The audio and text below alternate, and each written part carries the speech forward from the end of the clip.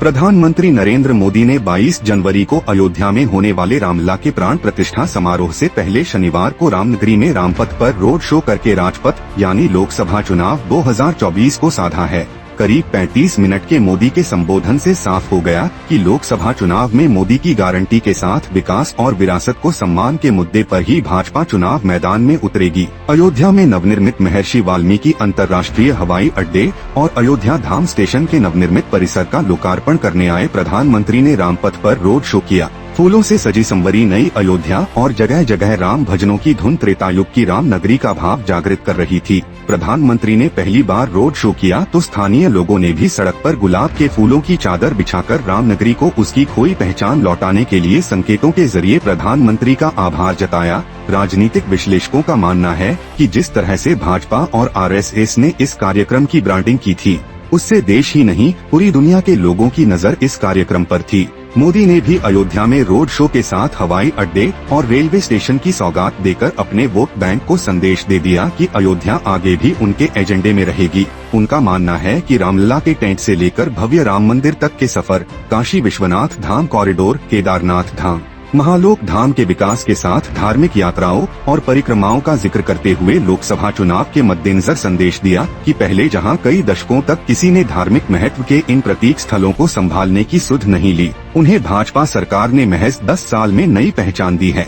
इतना ही नहीं, मोदी की गारंटी का जिक्र करते हुए पीएम ने साफ कहा कि मोदी जो कहता है उसे पूरा करने के लिए दिन रात खपा देता है। इसकी साक्षी अयोध्या भी है। इसके जरिए मोदी ने बता दिया कि 1990 में रथ यात्रा में अयोध्या में मंदिर बनाने का जो वादा किया था उसे पूरा किया है। प्रधानमंत्री ने कहा कि भारत को विकास और विरासत की यही साझा ताकत 21वीं सदी में सबसे आगे ले जाएगी। उससे साफ है कि लोकसभा चुनाव में कश्मीर से कन्याकुमारी तक भाजपा इसे अपनी चुनावी ढाल बनाएगी। वहीं मोदी की गारंटी विपक्ष के खिलाफ चुनावी हथियार बनेंगे। यूं तो प्रधानमंत्री ने कोरोना महामारी के दौरान शाम को थाली घंटी बजवाकर और रात में टार्च की रोशनी कराकर अपनी स्वीकार्यता का परिचय दे दिया था। अब लोकसभा चुनाव के मैदान में उतरने से पहले 14 से 22 जनवरी तक मंदिरों और धार्मिक स्थलों में स्वच्छता अभियान चलाकर और 22 जनवरी को घरों में श्री राम ज्योति जलवाकर मोदी विपक्ष को फिर बड़ा संदेश देंगे कि जनता के बीच उनकी लोकप्रियता पहले से ज्यादा बढ़ी है। अयोध्या 6 दिसंबर 1992 को ढांचा विध्वंस के दिन से ही अंतर्राष्ट्रीय सुर्खियों में रही है।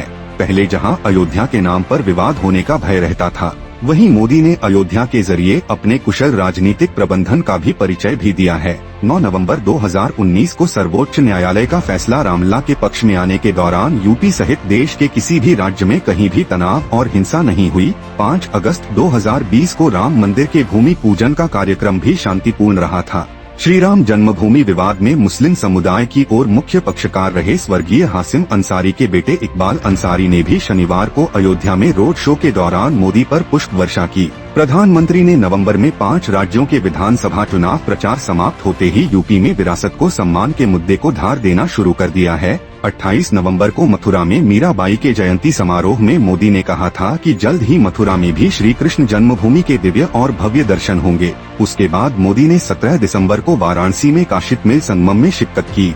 शनिवार को अयोध्या में एयरपोर्ट के लोकार्पण के साथ रोड शो कर राष्ट्रवाद के एजेंडे को धार भी दी। मोदी ने 32 दिन में यूपी तीसरा बड़ा दौरा किया है। राजनीतिक विश्लेषकों का मानना है कि मोदी ने विकास और विरासत को सम्मान के जरिए यूपी में लोकसभा चुनाव में मिशन 80 को पूरा करने में जुट गए हैं।